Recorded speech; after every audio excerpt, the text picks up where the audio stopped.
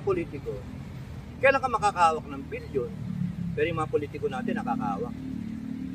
Yun lang, liquidation by certification, kung ang nililiquidate mo is mga 10 na lang every month, in 1 year, 120,000. In 6 years, 600 something thousand. 720,000. A million. 720 million. Imagine that. And then makatira ka sa mansion, etc. etc. Samantalang tayo lahat ang kumayod, tayong lahat ang kumayod.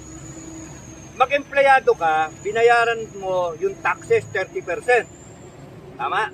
Binayaran mo. Kasi income tax eh. Huwag ka mong bayad income tax, kulong ka eh. Pero yung kumukulimbat ng taxes natin, kinukulong ba? Wala na kukulong eh. No. Kasi ano nga may resolution number 10. Bibili ka ngayon ng mga grocery items, bibili ka ng ano. Lahat may VAT eh.